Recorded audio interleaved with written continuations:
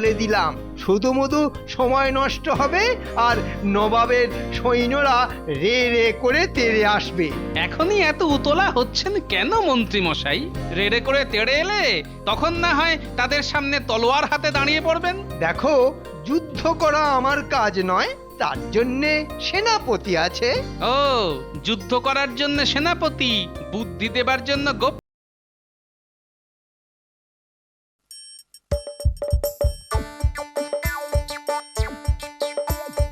আসছে গোপাল, যাচ্ছে গোপাল, ভাবছে গোপাল, হাসছে গোপাল, আসছে গোপাল, যাচ্ছে গোপাল, ভাবছে গোপাল, হাসছে গোপাল।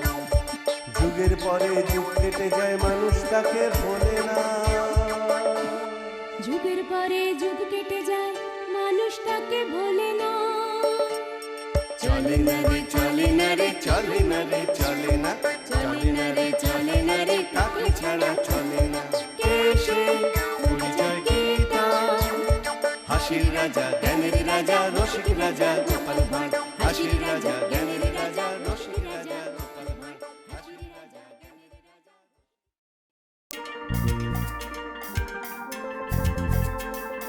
সেলাম জাহাপানা। এসো এসো, বলো কি খবর? খবর আর কি জাহাপানা, তেমন গরম খবর বলতে তো আর কিছুই নেই। আরে গরম খবর নেই তো কি হয়েছে? খবর তৈরি করো, আমার অধীনে রাজাদের ওপর কোনো না কোনো ব্যাপারে চাপ সৃষ্টি করে খবর বানাও। আমিও ঠিক এই কথাটাই ভেবে এসেছি হুজুর। কি ভেবেছো? বলছিলাম কি মহারাজ কৃষ্ণচন্দ্র তো আজকাল আর তেমন কোনো নতুন ধরনের নজরানা পাঠায় না। একেবারে হক কথা বলেছো। নতুন নজরানার কথা বললেই বলে, নতুন কি আর পাঠাবো হুজুর, আপনার ভান্ডারে যা নেই। ওটা ওর চালবাজি কথা। হ্যাঁ, আমার মনে হয় এসব নাকে কাঁদুনি গিয়ে নতুন কোনো নজরানার কথা কৌশলে এড়িয়ে যায়। না হুজুর না, ওকে ছাড়া চলবে না। কিন্তু ওকে ধরবে কি করে? ওকে একটা পত্র পাঠান, পরিষ্কার লিখে দিন আপনার ভান্ডারে নেই এমন কোনো জিনিস ও যেন পত্র পাঠায়। না পাঠালেও রাজ্য আক্রমণ করা হবে। বহুত খুব বেড়ে মতলব বার করেছো। আমি আজই পত্র পাঠাবার ব্যবস্থা করছি মালিক।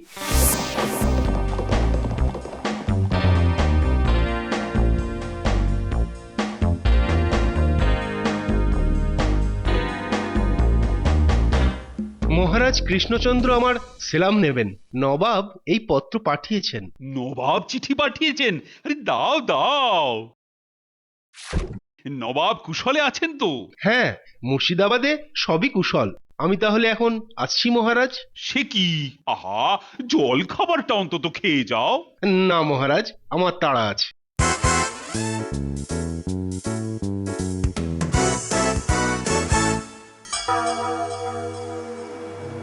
সর্বনাশ! মহারাজ, চিঠিতে কি খারাপ কিছু লেখা আছে? খারাপ মানে? এই যে একেবারে খারাপস্য খারাপ। পত্রে নবাব লিখেছেন যে নবাবের ভান্ডারে নেই এমন কোন জিনিস যেন পত্র পাঠানো হয়। না পাঠালে নবাবের সৈন্য কৃষ্ণনগর আক্রমণ করবে। সে কি? নবাবের ভাঁড়ারে নেই কি এমন জিনিস আমার কাছে আছে যে আমি পাঠাতে পারি?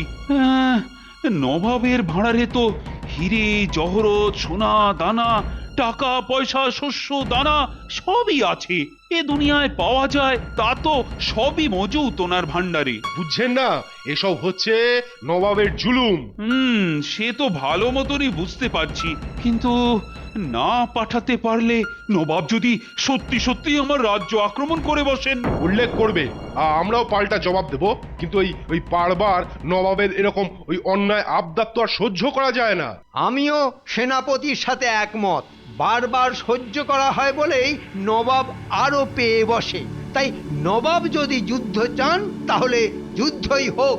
দেখো, তোমাদের কথা আমি বুঝি, কিন্তু বুঝতেই তো পারো একটা যুদ্ধ মানে অর্থক্ষয়, লোকক্ষয়, আর আমি পারতপক্ষে সব চাই না বলেই নবাবের অন্যায় আবদার মুখ বুঝে সহ্য করে যাই। তাহলে কি করবেন? আচ্ছা, তোমাদের মধ্যে কারো কি এমন কোন জিনিসের কথা জানা আছে? না মহারাজ, আমার তো জানা নেই। আমার তো কিছু জানা নেই, আমার মাথায় কিছুই আসছে না। তাহলে একবার বরং গোপালকে আসতে দাও। ও আবার সেই গোপাল। ভাবলাম যুদ্ধটা লেগে গেলেই ফোকটসে 2-4 পয়সা কামাই হবে, তা না, গোপাল এসে কি করবে মহারাজ? যা সিদ্ধান্ত নেবার আমাদের তো আজই নিতে হবে, এবং এখনই। তবুও একবার গোপালের সাথে আলোচনা করে দেখি। অতীতে সেরকম বহু সংকটজনক অবস্থা থেকে আমাকে আর আমাদের এই কৃষ্ণনগরকে বাঁচিয়েছে। গোপাল, গোপাল, তুমি এসে গেছো, এসে গেছো গোপাল। গোপাল, গোপাল, আমাকে বাঁচাও, গোপাল বাঁচাও। কি হয়েছে মহারাজ? হবে আবার কি? নবাব বাহাদুর পত্র মারফত জানিয়েছেন যে তার ভান্ডারে নেই এমন কোন জিনিস যেন পত্রপাঠ পাঠানো হয়, না পাঠালে যুদ্ধ। ও বাবা, জল তো দেখছি বাঁকা পথে অনেকটাই এগিয়ে গেছে। আচ্ছা গোপাল, খুব ঠান্ডা মাথায় ভেবে বলো তো, এই পৃথিবীতে কি এমন জিনিস আছে যা নবাবের ভাঁড়ারে নেই? খুব শক্ত প্রশ্ন মহারাজ, আমাকে একটা রাত সময় দিন, ভেবে দেখি কি পাঠানো যায় নবাবকে। একটা রাত কেন, 100 রাত ভেবেও কোনো ছাইপাঁশ বের করতে পারবে না, এই বলে দিলাম। শুধুমুধু সময় নষ্ট হবে, আর নবাবের সৈন্যরা রে রে করে তেড়ে আসবে।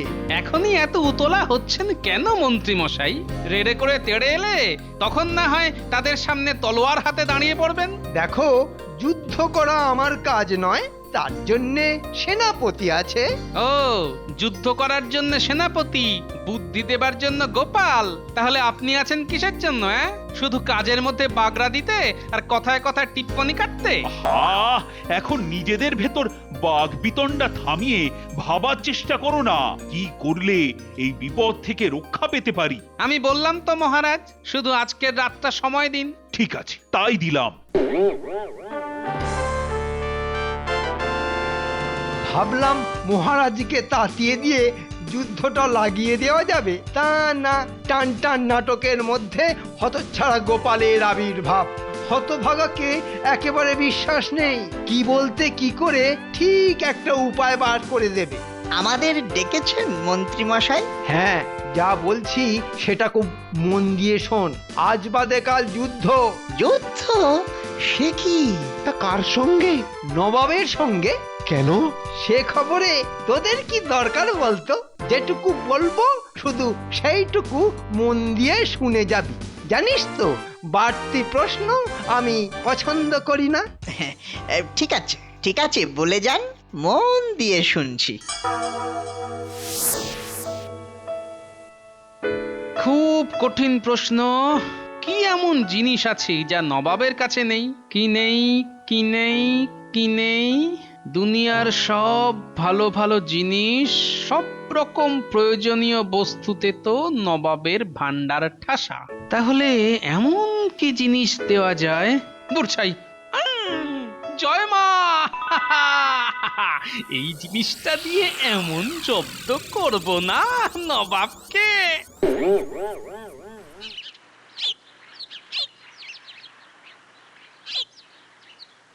রাত কেটে গিয়ে তো দিনের আলো ফুটে গেল। তা গোপাল কি কিছু জানিয়েছে মহারাজ?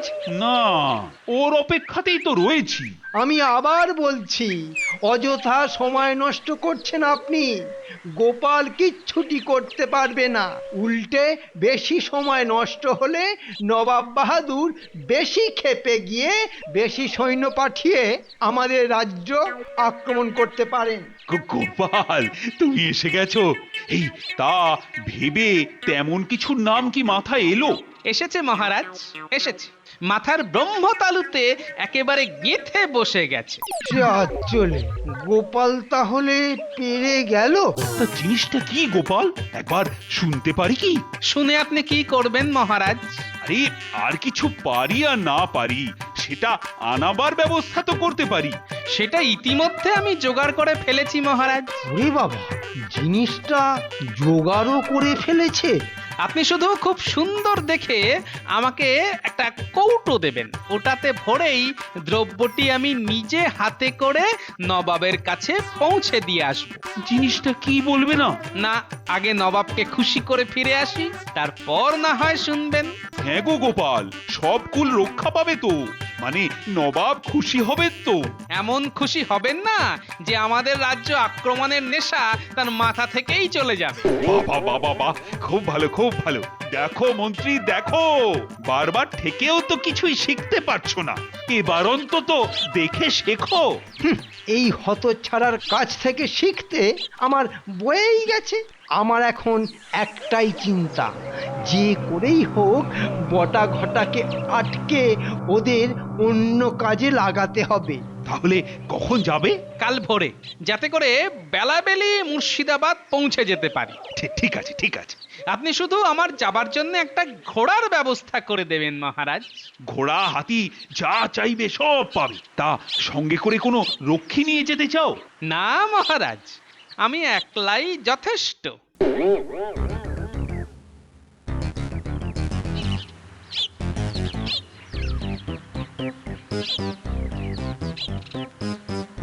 বটা বটা, এই বটা।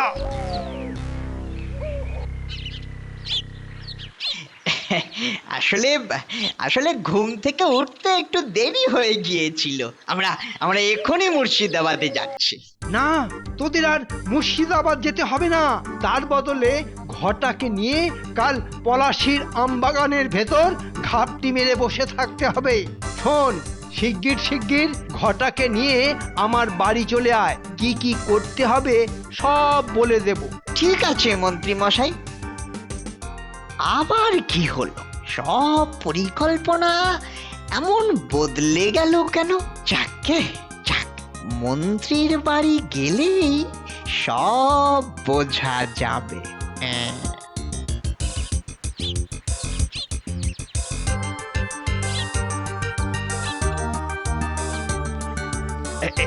এই নাও গোপাল, সুন্দর কারুকাজ করা হাতির দাঁতের কৌটো। তা গোপাল, তোমার দ্রব্যটি এই কৌটোতে ধরবে তো? হ্যাঁ মহারাজ, আরামসে ধরে যাবে। তাহলে এখন আমি চলি মহারাজ। জানি না ভগবানের কি ইচ্ছে, যুদ্ধ না শান্তি।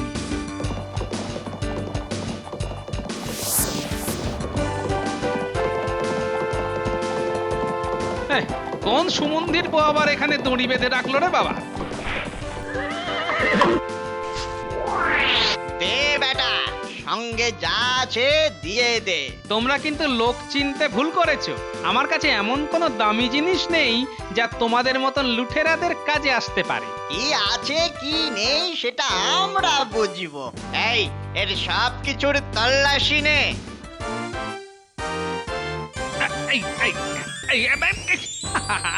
আরে আমার যে কত লাগছে, আরে বাবা। চুপ, মুখ দিয়ে একটা শব্দ যেন না বের হয়। আরে আরে কিছু পেলে তাড়াতাড়ি কর, কখন আবার লোকজন চলে আসবে কে জানে। না রে, তেমন কিছু পেলাম না, শুধু ওই হাতির দাঁতের তৈরি সাদা কৌটোটা ছাড়া। পুটলিতে আর কি আছে? একটা গামছা আর দুটো পেয়ারা। হ্যাঁ, রাস্তায় খিদে পেলে খাবার জন্য পেয়ারা, আর রোদ চললে টাক ঠাকবার জন্য গামছা। তাহলে কি হবে? না পেলে আর কি করব? আগেই তো বলেছিলাম, তেমন কিছুই আমার কাছে পাবে না। চ গিয়ে সব বলি। কাকে গিয়ে বলবে ভাই? মন্ত্রী মশাইকে? তার মানে? ওরে মানিক জোড়, যতই মুখে কালো কাপড় বেঁধে ডাকাত সেজে আসিস না কেন, তোদের কিন্তু আমি চিনতে পেরেছি, বটা আর ঘটা। তবে রে, তেড়ে এসে গায়ে হাত দেবার চেষ্টা করিস না। আমি কিন্তু একলা নই, আমার সাথে অনেক সৈন্য কিন্তু এই আম গাছগুলোর আড়াল থেকে তোদের উপর লক্ষ্য রেখে যাচ্ছে। হ্যাঁ? একটা হাঁক ছাড়বো আর তারা ছুটে এসে তোদেরকে ছিঁড়ে ফেলবে। ওরে বাবা! চ পালাই। যা একটা ভক্কি ছেড়েছি না, বেটারা পালিয়ে বাঁচলো। চলো এখন ঘোড়া ভাই, চলো।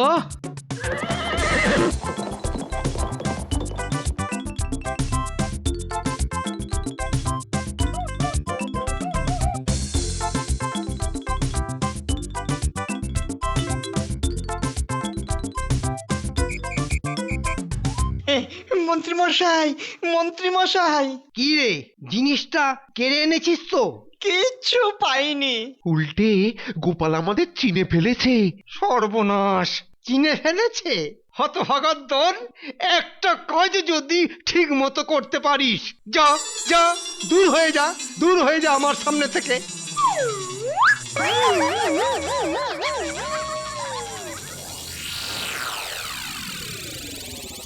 কি হলো বলো তো উজির? পত্র পাওয়ার পর কৃষ্ণচন্দ্র তো মুখে কুলু পেটে দিল। কুলু পেটে তো আর চিরটা কাল পালিয়ে বাঁচতে পারবে না। আগে কৃষ্ণনগর থেকে গোপাল এসেছে খোদাবন্ধ। এসে গেছে? তা সঙ্গে করে গরুর গাড়িটারি এনেছে কি? না হুজুর, শুধু ঘোড়ায় চড়ে ওই একরকম খালি হাতেই এসেছে। যাও, তাকে নিয়ে এসো। কি ব্যাপার বলো তো উজির? গোপাল তো খালি হাতে এসেছে, কিছু নিয়ে এলে তো গরুর গাড়ি করে আনতো।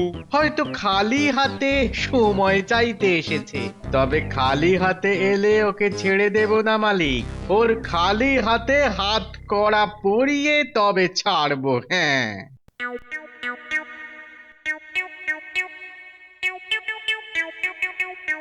আমার লাখো সেলাম নেবেন নবাব সাহেব। তা খবরাখবর সব ভালো তো? ভালো। তা কৃষ্ণচন্দ্র কি তোমার হাত দিয়ে সেই জিনিস পাঠিয়েছে যা আমার ভান্ডারে নেই, নাকি শুধু শুকনো কথায় চিড়ে ভেজাতে এসেছো? না হুজুর, শুকনো কথায় চিড়ে ভেজাবার মানুষ মহারাজ কৃষ্ণচন্দ্র নন। আমার হাত দিয়ে তিনি পাঠিয়েছেন। পাঠিয়েছেন? পাঠিয়েছেন যখন দাও। এটা তো হাতির দাঁতের সামান্য একটা কৌটো। এর মধ্যেই তো আছে সেই অসামান্য জিনিস যা শুধু আপনার ভাড়ারে কেন, তামাম দুনিয়ার কোনো রাজা বাদশার কাছেই নেই। তাই নাকি? দেখি তো। আরে, এর ভেতরে ছাইয়ের মতন দেখতে ওটা কি? ছাই বলবেন না, ছাইয়ের মতো দেখতে হলেও ওটা আসলে এক মহাযোগীর বিভূতি। মহাযোগীর বিভূতি? হ্যাঁ নবাব সাহেব, এই বিভূতির এমন গুণ যে দু চোখের মাঝখানে কপালের উপর এই বিভূতির টিপ লাগালে তৃতীয় নয়ন মানে চোখ তৈরি হবে। 3 নম্বর চোখ? হ্যাঁ, সেই চোখ অবশ্য বাইরে থেকে কেউ দেখতে পাবে না, কিন্তু যার চোখ তৈরি হবে সে কিন্তু স্বর্গ মর্ত পাতালের এমন কিছু দৃশ্য দেখতে পাবে যা খালি চোখে কখনোই দেখা যাবে না। কি তাজ্জব! দাও দাও দাও দাও দাও, আমার 2 চোখের মাঝখানের কপালের ওপর ওই টিপ লাগিয়ে দাও। আমি এক্ষুনি স্বর্গ মর্ত পাতালের তেমন কিছু দৃশ্য দেখতে চাই যা এর আগে 2 চোখে দেখিনি। বেটা দেখছি মজেছে, এবার তো আসল চালটা দেব। তবে একটা কথা নবাব বাহাদুর। কি কথা? তবে মানুষটাকে খুব সৎ আর সাচ্চা হতে হবে। জীবনে কোনো পাপ বা দুষ্কর্ম করে থাকলে এই বিভূতি কোনো কাজ করবে না। সেরেছে, আমার পুরো জীবনটাই তো পাপ বা দুষ্কর্মে ভরা। গোপালের কাছে তা তো প্রকাশ করলে চলবে না, উল্টে এমন ভাব দেখাতে হবে যেন আমি কত সাচ্চা। কিছু কি ভাবছেন নবাব সাহেব? না না না, ভাববো কেন, ভাববো কেন? দাও দাও দাও দাও দাও, আমার ললাটে ওই টিপ লাগিয়ে দাও। তুমি ফোঁটা লাগালে কেন? আগে পরীক্ষা করে নিতে চাই যা বললাম তা সত্যি না মিথ্যে। আসলে ভর্কি দিয়ে তো আর আপনাকে ঠকাতে পারি না। সচ বাত গোপাল, তুমি খুব সচ্চা আদমি আছো। আমি যদি টিপ না পড়ি তাহলে নবাব হয়তো আমাকে অসৎ ভাবতে পারেন। গোপাল, গোপাল, আমার কপালেও টিপ দাও। এবারে খোলা আকাশের নিচে চলুন।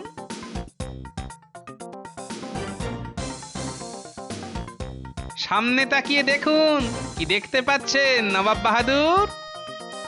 ছাই, সামনের গাছপালা আর ঘর বাড়ি ছাড়া তো কিছুই চোখে পড়ছে না। বলুন নবাব, তৃতীয় চোখ দিয়ে কি দেখতে পাচ্ছেন? তুমি কি কিছু দেখতে পাচ্ছ? হ্যাঁ, দেখতে পাচ্ছি তো।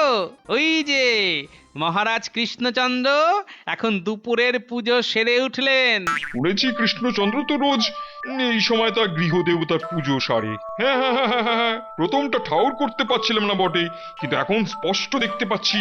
এর মধ্যে আমার তো আর চুপ করে থাকা মানায় না। তাহলে গোপাল আর জাহাপানা ভাববে যে আমি অসৎ। নম্বরই। হ্যাঁ হ্যাঁ হ্যাঁ হ্যাঁ, হ্যাঁ, আমিও দেখতে পাচ্ছি। ওই তো কৃষ্ণচন্দ্র পুজো সেরে উঠে একটা গুজিয়া মুখে দিয়ে জল খেলো। একটা উজির তো দেখছি আমার থেকেও এক কাঠি বাড়া। নাও, এখন আমি তোমাদের যা দেখাবো তোমরা তাতেই মাথা নেড়ে যাবে। নিজের অপকীর্তি ফাঁস হতে দিতে কেউ কি আর চায়? এবারে আকাশের দিকে তাকিয়ে দেখুন, কি দেখতে পাচ্ছেন? এবার গোপাল বলার আগে আমি বলবো, বেহেশত, আহা কি অপূর্ব দৃশ্য। হ্যাঁ, আপনাদের বেহেশত আর আমাদের স্বর্গ। আহা, কত আলো, কত পাখি, কত গাছ, কত পরী। আহা কত কত কত। নবাব বাহাদুর, তাহলে আপনি খুশি তো? হ্যাঁ, খুব খুশি, খুব খুশি। তাহলে আপনার খুশির কথা জানিয়ে মহারাজকে একটা পত্র লিখে দিন। হ্যাঁ হ্যাঁ, দেবো দেবো, অবশ্যই দেবো।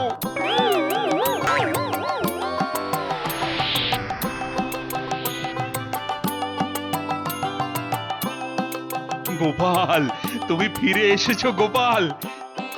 তা নবাব বাহাদুর খুশি তো? খুব খুশি। এই তো পত্র মারফত তিনি তার খুশির কথা আপনাকে জানিয়েছেন। খুশি খুশি, নবাব খুশি। নবাবের সৈন্য আমাদের রাজ্য আক্রমণ করছে না, তাই আমিও খুশি। যা চলে, যুদ্ধ তাহলে হবে না? গোপাল, তুমি এক অসাধ্য সাধন করে এলে। এবার বলো তো, কি এমন জিনিস নিয়ে গিয়েছিলে ওই কৌটোয় ভরে? বলবো মহারাজ, সব বলবো, কিন্তু তার আগে মন্ত্রী মশাইকে আমি একটা প্রশ্ন করতে চাই। সেরেছে আমাকে? কেন? না, আমি আবার কি করলাম? যা আপনি বরাবর করে থাকেন, এই রাজ্যের ক্ষতির চেষ্টা। মানে? বটা ঘটাকে ডাকাত সাজিয়ে আমার কাছে পাঠিয়েছিলেন কেন? হ্যাঁ, যুদ্ধ লাগিয়ে আপনার কি লাভ? মহারাজ, বিশ্বাস করুন, আমি বটা ঘটাকে পাঠাইনি। ও হতচ্ছাড়া নিজের থেকে গোপালের পিছু নিয়েছিল। নিজের থেকে গোপালের পিছু নিয়েছিল? হতচ্ছাড়া বাঁদর, এবার তোমায় এমন শিক্ষা দেব না। সেনাপতি! আজ্ঞা করুন মহারাজ।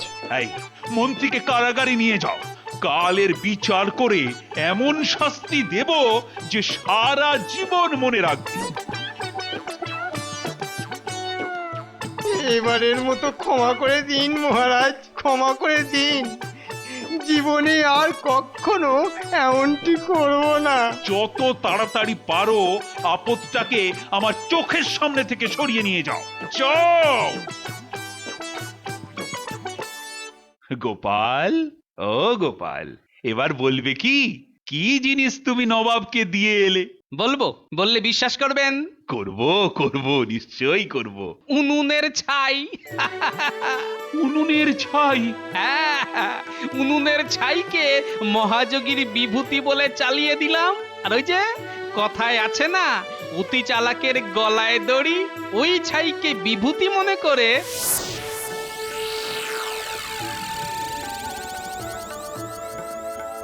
আসলে মগজ খাটালে না, ধুলোকেও হীরাভস্য বলে দিব্যি চালিয়ে দেওয়া যায়। ধন্য গোপাল, তুমি ধন্য। এই কাজের জন্য আমি তোমায় 100 বিঘা ধান জমি দান করলাম। জয় গোপালের জয়। আসছে গোপাল, যাচ্ছে গোপাল, ভাবছে গোপাল, হাসছে গোপাল। যুগের পরে যুগ কেটে যায়, মানুষ তাকে ভোলে না। যুগের পরে যুগ কেটে যায়, মানুষ তাকে ভোলে না। চলে না রে, চলে না রে, চলে না রে, চলে না, চলে না রে, চলে না রে, তাকে ছাড়া চলে না। কে সে? পরিচয় কি তার? হাসির রাজা, জ্ঞানের রাজা, রসিক রাজা গোপাল ভাঁড়। হাসির রাজা, জ্ঞানের রাজা, রসিক রাজা।